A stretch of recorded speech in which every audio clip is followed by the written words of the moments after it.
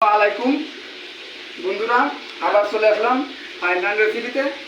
তা আপনারা যারা বিদেশে আসতে চাচ্ছেন কিংবা আসতে ইচ্ছুক, আসবেন মনে করছেন, সিদ্ধান্ত নিচ্ছেন, তা তারা অন্তত ভাষা শিখে না আসতে পারেন, অন্তত কিছুটা রান্না করে শিখে আসবেন।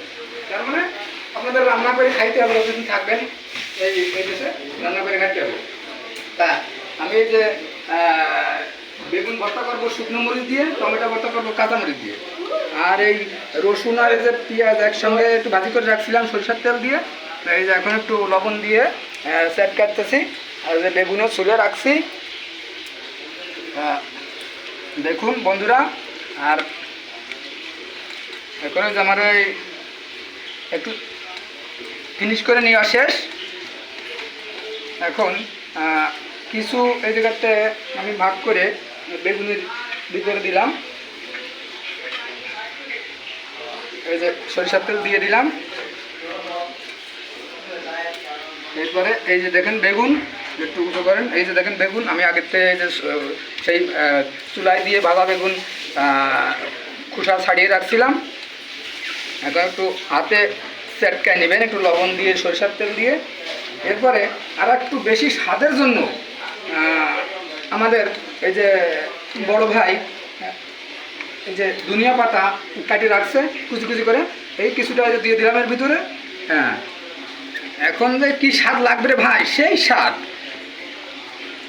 একটু টেস্ট করে দেখাই আপনাদের। বিসমিল্লাহির রহমানির রহিম।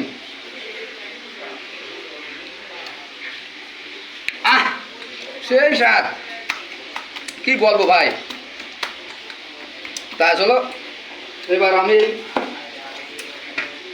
কাঁচামরিচটা একটু মাখা নিচ্ছি।